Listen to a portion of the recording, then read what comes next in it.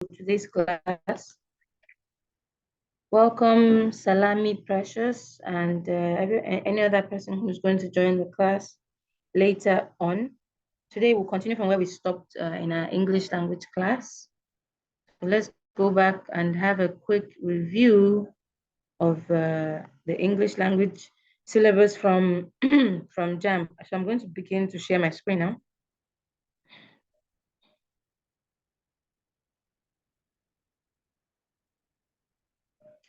All right, please, if you can see my screen and you can hear me clearly, can you indicate by saying hi, and you can see my screen? Hi. All right, that's good. All right, so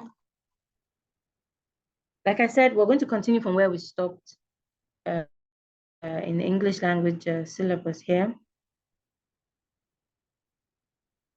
So we've talked about synonyms, we've talked about antonyms, we've talked about homonyms. And I think the last English class, we also talked about clause and sentence patterns. I think a few of you were here. I don't know if others were not here. So we talked about the different sentence patterns. Talked about simple, compound, and complex. Who can remember that class, please? Hello, who can remember that? I think I gave an assignment on that as well, but only I got a very few. I think only one person submitted. How many of you remember the previous class on the sentence patterns, please? Sorry, they actually submitted the assignment, but I did not forward them to you. Oh, okay. So I guess I'll check. Yeah. Okay, I'll check the later, sir. All right, sir. Okay, so today we're based on the syllabus, we're going over to the next topic, which is word classes. Word classes. Now, when we say word classes, it can also be referred to as parts of speech. Okay, English parts of speech. So basically, a part of speech, also called a word class, is a category that describes the role a word plays in a sentence. Okay, understanding the different parts of speech can help you analyze how words function in a sentence and improve your writing. This is more like saying the different parts that you have in your body. You have your mouth, you have your tongue, you have your nose, your ears, your eyes. We use our eyes for seeing. We use our nose, for smelling. We use our ears for hearing. Our skin, we feel, touch, and all of that. So understanding the different functions of these parts. Imagine you not knowing that you're supposed to see with your eyes. So it's going to be very disastrous. So now knowing these parts of speech in English will help you to analyze words and their functions in sentence, and then improve your writing as well. You would know when to use one particular word, you would know when to use another particular word in a sentence. Right? The parts of speech are classified differently in different grammars, but most traditional grammars list 8 parts of speech. I think I said this before. So the traditional pattern, we have 8 parts of speech, but for in the modern day grammar, we have extras, of which we'll talk about them later. So in English, we have nouns, pronouns, verbs, adjectives, adverbs, prepositions, conjunctions, and interjections. Some modern grammars add others, such as determinants and articles. Okay, let's move forward. Okay, many words can function as different parts of speech depending on how they are used. For example, you have the word laugh. Laugh can be a noun. For example, I like your laugh. Or it can also function as a verb, e.g., don't laugh. She was laughing. Okay, so it depends on the context. Please, can you hear me? Yes, ma'am. Okay, that's good. So the first part of speech we have here is nouns. Of course, we've heard this particular one right from kindergarten days. A noun is the name of a person, animal, place, or a thing. Okay, we've heard this several times. So a noun is a word that refers to a person, concept, place, or thing. Nouns can act as the subject of a sentence, the person or thing performing the action, okay, as the object of a verb. For example, the person or thing affected by the action. All right, so in a sentence, if you say someone slapped another person, okay, of course, the person that was slapped, that is receiving the action, is also a noun, it's also a person. So basically, in fact, in conclusion, just say a noun is a naming word because it's used to name a concept or an idea. It's used to name a place. It's used to name a thing. Okay, and so on and so on. There are numerous types of nouns, including common nouns used to refer to non-specific people, concepts, places, or things. For example, if I say students, if I just, now that I'm in this class, if I say, students, please say hi, everyone is going to say hi because I did not specify. It's common. It's for everyone. All right. So used to refer to non-specific people, concepts, places. On the other hand, proper nouns. Proper nouns are used to refer to specific people, concepts, places, or things. Now, if I mention someone's name in particular, for example, I think here we have Abel, we have Mercy, Love Day, we have Salami, Precious. If I mention someone's name in particular, now that's a proper noun because I'm referring to a person in particular. The next one we have here is collective nouns. It's used to refer to a group of people or things, a group of people or things. So you have a group of fish, a group of soldiers. There's a particular noun that is used to refer to, for example, a group of soldiers. The word for that is army, an army of soldiers. Okay, a school of fish. All right, a bunch of broom, and the rest of them. So all those are collective nouns used to refer to a group or a thing, place, or people. All right, examples we have nouns in the sentence. I have never read that book. I have never read that book. So in this sentence here, who can tell me the noun? I have never read that book.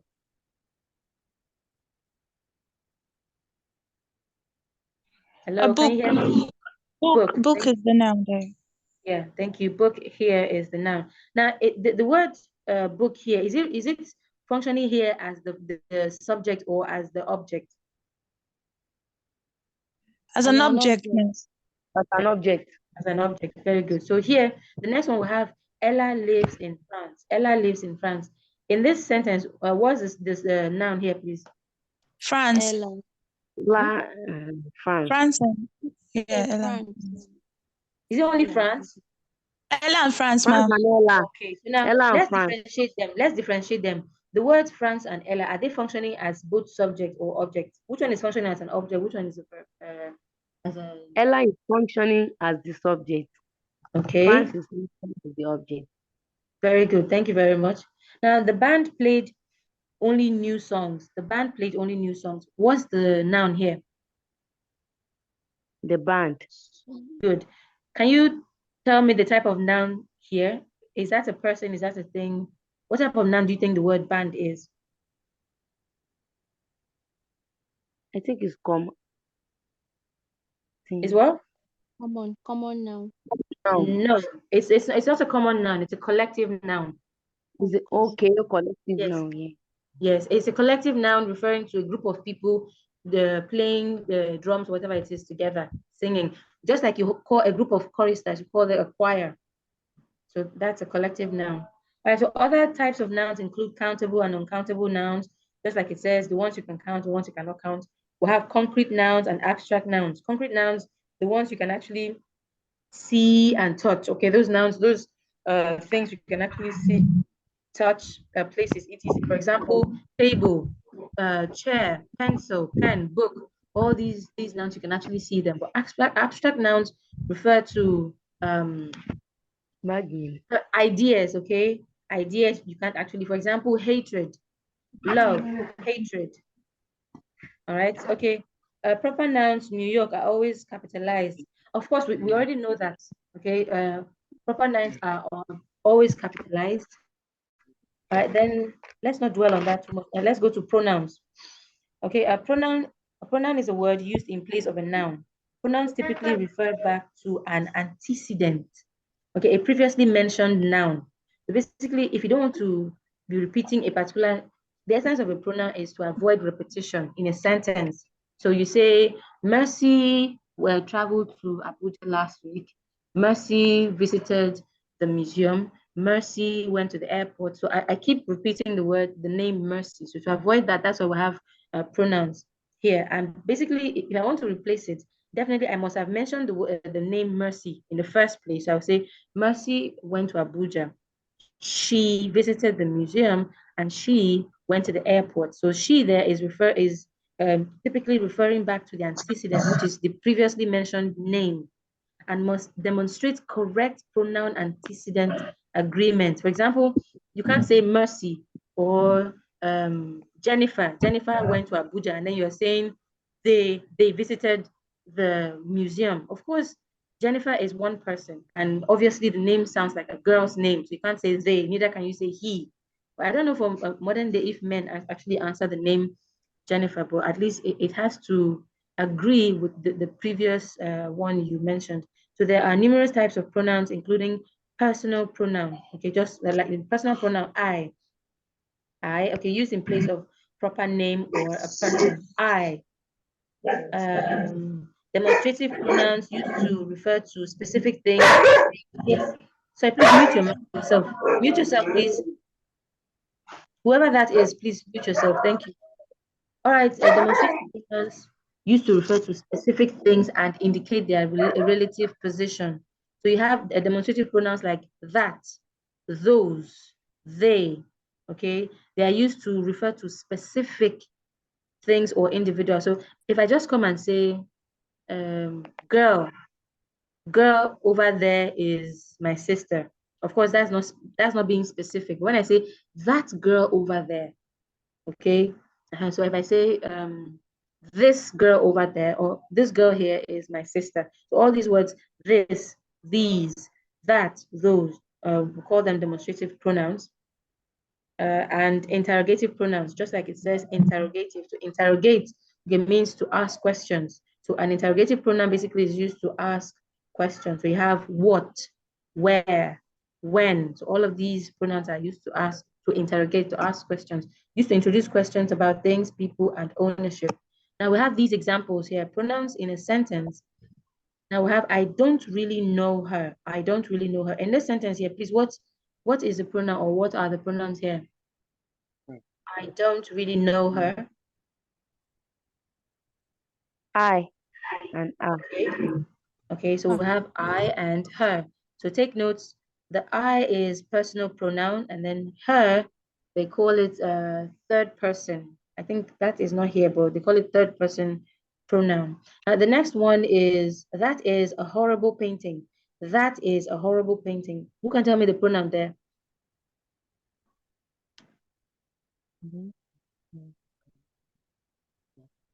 What's the pronoun there? That is a horrible painting. That. Okay, thank you. That's there. And don't forget, that is a demonstrative pronoun, the word that. All right, let's go to the next one. Okay, who owns the nice car? Who owns the nice car? Obviously, this one is an interrogative pronoun. Okay, it's asking a question. The next one, number 3, we have verbs. A verb is a word that describes an action. Okay, it means jump, or an occurrence, to become, or a state of being, exist, something that exists. Verbs indicate what the subject of a sentence is doing. Every complete sentence must contain at least one verb. Now, verbs can change form depending on subject, or I think we'll do that later. Subject-verb agreement. So depending on the subject, whether it is plural or singular, first person singular, which is the tense, simple, past, mood, etc. So all of these things can actually influence how the verbs will change. Now, regular verbs are verbs whose simple past and past participle are formed by adding ed. For example, play, played, cook, cooked. So you add ed to make them to form their past tense. It's just regular. All of these verbs that actually add ed to form their past tense, we call them regular verbs. All right, okay, now we have the next one is irregular verbs. Irregular verbs are verbs whose simple past tense and past participles are formed in some other way. So this set of verbs do not follow a particular pattern. They don't say, okay, add D or add ED or add this particular letter. They can form their past tense in different ways. For example, run. Run. The past tense of run is what? Ran. Another one is eat. The past tense of eat will have ate. Sleep. The past tense of sleep is slept. All right, so all these are irregular verbs because there's no specific pattern in which they form their past tense. Now, examples, regular and irregular verbs. Will you check if this book is in stock? I have already checked. So can you see now check has become checked and we only added ed. So that's a regular verb. Then the next one you have, I heard that you used to sing. Yes, I sang in a choir for 10 years. So the word sing has changed to sang. And as you can see, there was no specific, there's no ed here, okay? It changed to the past tense in a different way. Other types of verbs include auxiliary verbs, linking verbs, modal verbs, and phrasal verbs, okay?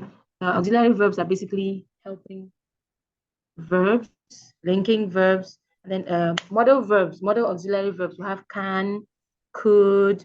They are used to show possibility, ability, probability, etc. So all these are special type of verbs that are used to show specific things in sentences. Then the next one we have phrasal verbs. Okay, let's go to number 4 quickly. Number 4 is adjectives. Adjectives. Please, if you have any question, keep them down. We're going to ask questions at the end of the class. And I will ask my questions too. So number 4, an adjective is a word that describes a noun or a pronoun. Adjectives can be attributive, appearing before a noun, e.g. a red hat. So now this particular adjective here, which is red, is actually before the noun, which is the hat, okay, or predicative appearing after a noun with the use of a linking verb like to be. For example, the hat is red. So this one is not exactly before the noun it is describing. It is after it, and there's a linking verb there, which is there. So it's either attributive, which is the one that comes before the noun it is describing, or it is predicative, which is the one that comes after using a linking verb. Adjectives can also have a comparative function. Comparative adjectives compare two things. Superlative adjectives describe something as having the most or least of a specific characteristics. Now, basically, comparative compares only two things together, okay? Mercy is bigger than Stella. Bigger. So the word bigger is a comparative adjective. So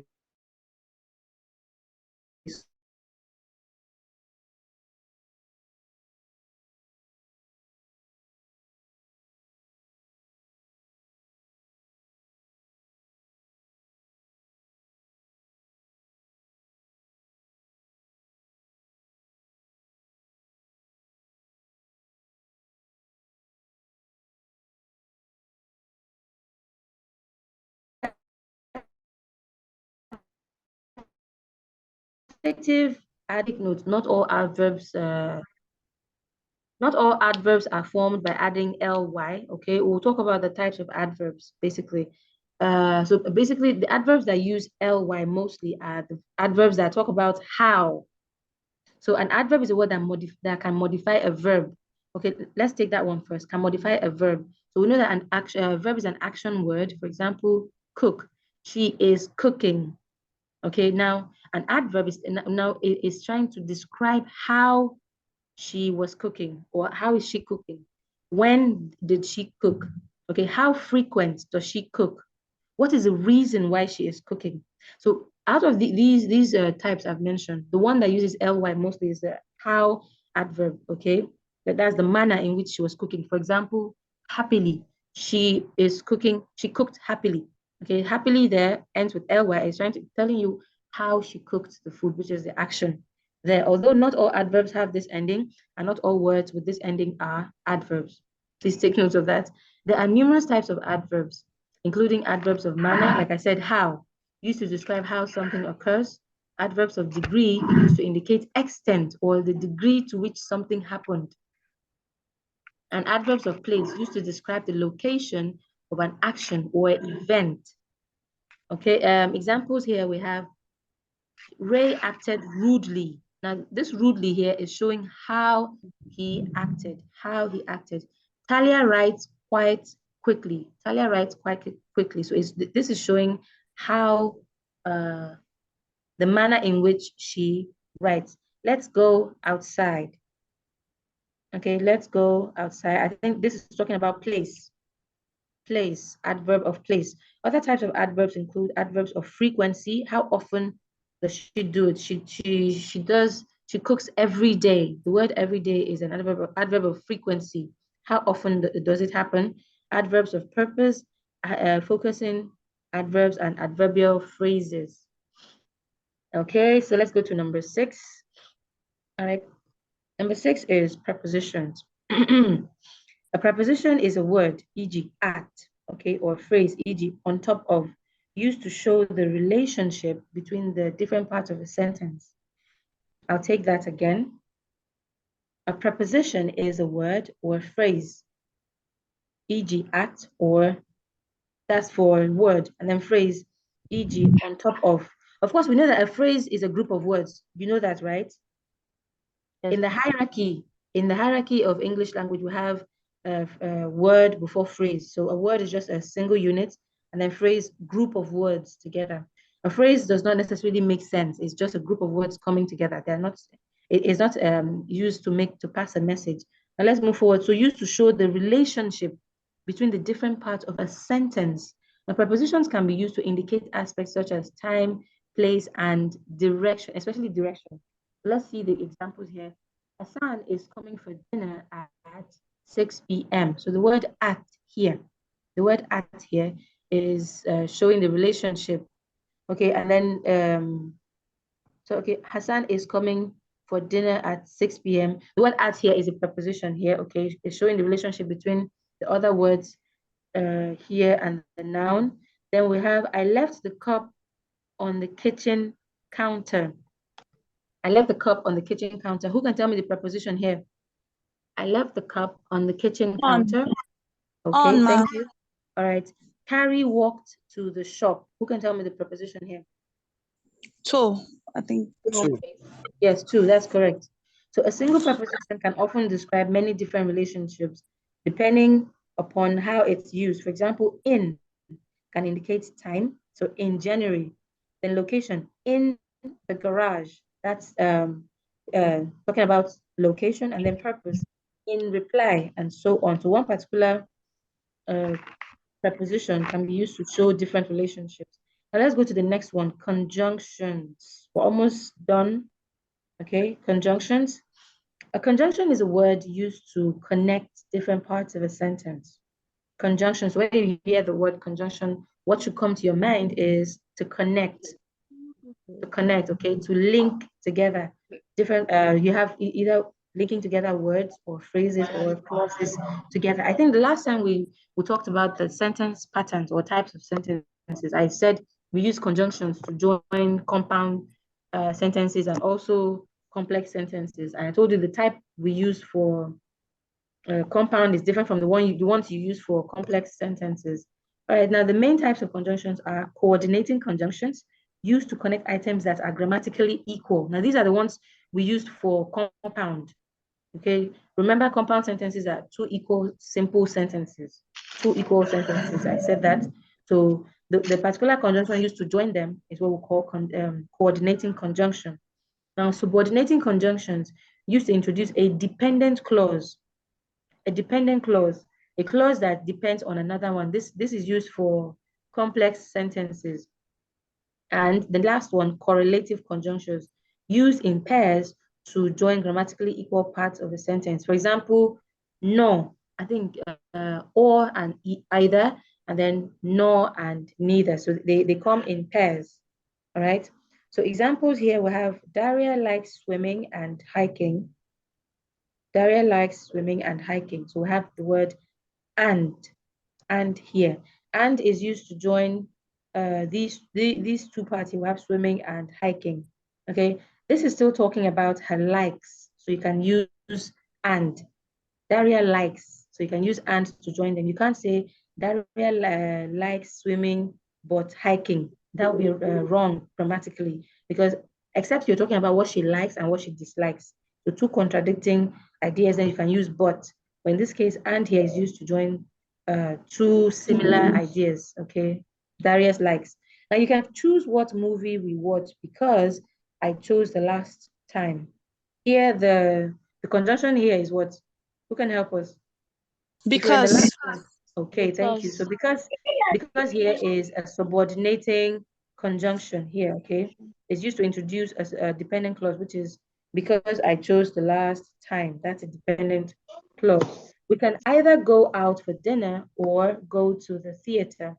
We can either go out for dinner or go to the theater. As you can see, we have the correlative conjunction here. Like I said, it's used in pairs. We have either and then we have or. So this pair here is what we're using to join this particular sentence together, all the parts together. Now the final one. Now take note, we still have controversies about this particular one, but at least let's just have the traditional idea at the back of our mind. So as far as I'm concerned, interjection is still a part of speech. Now, an interjection is a word or phrase used to express a feeling, give a command, or greet someone. Interjections are grammatically independent parts of speech, so they can often be, interjections are grammatically independent parts of speech, so they can often be excluded from the sentence without affecting the meaning. Okay, types of interjections include volitive interjections used to make a demand or a request. Okay, emotive interjections used to express feeling or a reaction. Cognitive interjections rather used to indicate thoughts, and greetings and parting words used at the beginning and the end of a conversation. So examples of interjections, we have psst, psst. You know, that sound you make when you're trying to call or get someone's attention. Now, so the interjection is in this sentence is psst, psst. That's interjection. Now, the next one is ouch, ouch. Okay, I hurt my arm. This one is showing a feeling of pain. This word is used to show, I think, feeling of pain. And then I am not sure. So I think this one, here is the interjection. The next one is, hey, how are you doing? Hey, how are you doing? So the word hey is an interjection. Well, in English, we still have these words. We still use them every day. We say hey, we say ouch, we say yay. You know, all of these words are still used in English. I don't know why some scholars have come up to say that interjections shouldn't be added as part of speech. The other part of speech, the traditional classification of English words into 8 parts of speech is by no means the only one of the objective truth. Grammarians have often divided them into more or fewer classes. Other commonly mentioned parts of speech include determiners and articles. Now, the truth is, as I said before, determiners and articles were actually part of adjectives. So when you say types of adjectives, when they list them out, you see determiners and article. An article is actually a determiner. An article is actually a type of determiners. But anyway, things are evolving, so just know. All right, so a determiner is also used, excuse me. So a determiner is used to, just like it says, determiner, to determine, to show specifics, to show the specific noun you are referring to. We have the demonstrative determiners, we have quantitative determiners, we have articles. Articles are supposed to be part of determiners. Articles will have a and an, and then we have the, because of course they are used to show specifics. The man is coming. A boy ate the food. An apple. So all of these are used to be more specific. I don't know why they're called separate anyway. So basically, okay, determiner is a word that describes a noun by indicating quantity, possession, or relative position. Common types of determiners include demonstrative determiners used to indicate the relative position of a noun. Okay, suppose here, this chair is more comfortable than that one. This chair is more comfortable than that one. My brother is selling his old car. Many friends of mine have part-time jobs. So some examples of determiners will have few, some, all. All the children are happy. So all there is a determiner. Some people are happy. Some there's a determiner. So, well, but it's just good that we're aware. Other types of determiners include distributive determiners. Okay. So article, on the other hand, article is a word that modifies a noun by indicating whether it is specific or general. The definite article, the, is used to refer to a specific version of a noun. The can be used countable and uncountable nouns. For example, the door, the energy, the mountains. The indefinite articles a and an refer to general or unspecific nouns. The indefinite articles can only be used with singular countable nouns. Okay, example, a poster or an engine. So when you use the indefinite articles, you're not exactly referring to a particular person, okay? Just say a poster. I didn't specify which particular poster or what particular engine. Okay, finally, we have while articles are often considered their own part of speech, they are also frequently classed as a type of determiner. Okay, and then or in some grammars as a type of adjective. I said that before. So articles and determiners basically were part of adjectives. So when before, when you're asked to list out types of adjectives, you say you mention the different types and then you mention determiners as part of them. Things have evolved, and that's why we have them as their own on their own as parts of speech. Okay, do we have any question, please? Do we have any question? No. It's time for questions, please. Do we have any question? No. Are you sure? Yes. No. Can I ask my question? Yes, ma'am. Okay, ma'am. What? Hello? Hello, ma'am. Okay, Can I yes. ask a question? Okay. So now I would like you to break down this sentence for me. Can you see Okay. my screen? Yes, ma'am. There. Okay.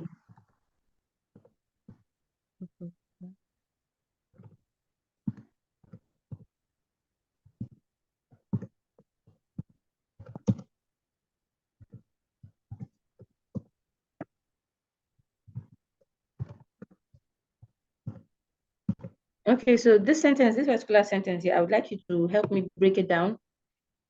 Take your pen and your paper, help me break it down. Now, in this sentence here, we're looking for the different parts. You tell me which one is an article. Tell me which one is a verb. Tell me which one is a determiner. Tell me which one is an adverb if it's here. Is an adjective, so let's go. Are you ready? Yes, ma'am. Okay. So let me add a word. So let's go. The time starts now. There is the article. No. Just do it first. Finish everything. You have Okay. yes, just 10 seconds. Just quickly running through from the beginning to the end. The Photographer, ma'am. You write photographer. sorry, photographer, sorry. The professional photographer took numerous photos during the event last Friday. The professional photographer took numerous photos during the event last Friday. So if you're done, please indicate so we can check it together, okay?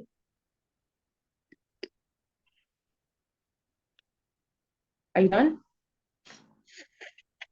No, ma'am. Okay, keep going. Wait, there are others in this class. Mercy, you haven't, we have Salami Precious, Yusuf, Oladipo, Abel. Sorry, Ma, you said the question here you put out, you said we should look for what the article and what else, Ma? Everything we just talked about, all the parts of the classes of the word classes we just talked about, everything. Break this Everything. sentence down. Yes, break it Okay. down. Okay, Ma. In Okay, the Ma. beginning to the end. Where does it fall under?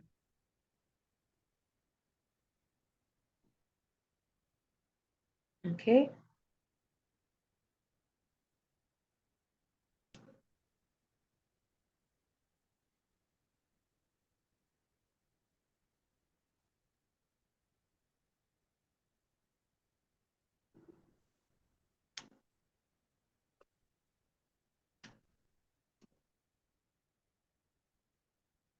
Okay. Are we still here? Yes, ma. Okay, keep going.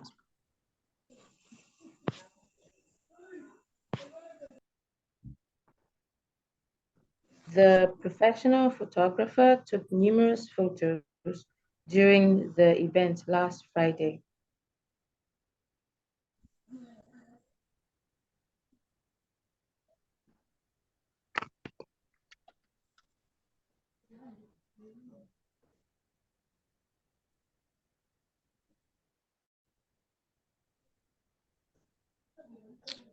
No, but the music woman.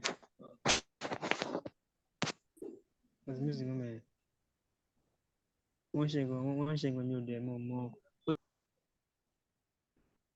Is it too hard? No, ma. Okay, keep going, keep going. You can do this.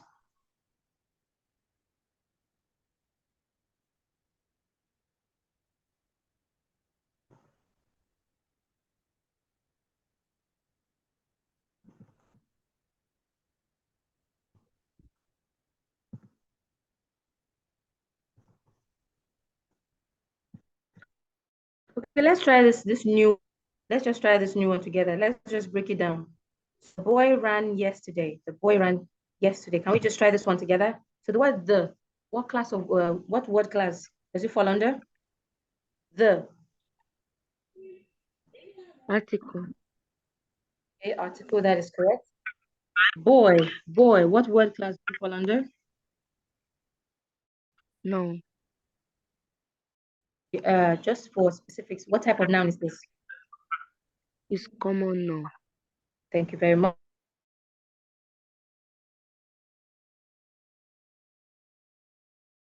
What? Verb. Verb. Thank you very Verb. much. How about the word yesterday? Yesterday. hear you. It's breaking. What? I can't hear you. You can't hear me?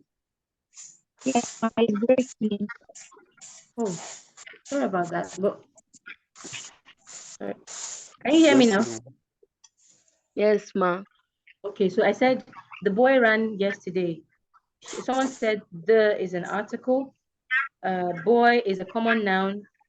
Ran is a verb. And then yesterday, the word yesterday Adverb. is an adverb. Thank you very much. Okay, just to be specific, what type of adverb? Is it talking about manner, place, time? What type of adverb is this? Adverb of Frequency. time. Adverb of what? Time. Okay, thank you very much. Adverb of time.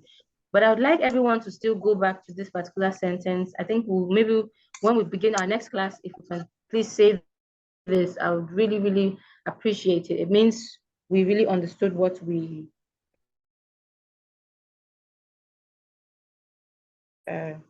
did for all one. Okay, I think we really don't have the time as well. So thank you very much for joining today's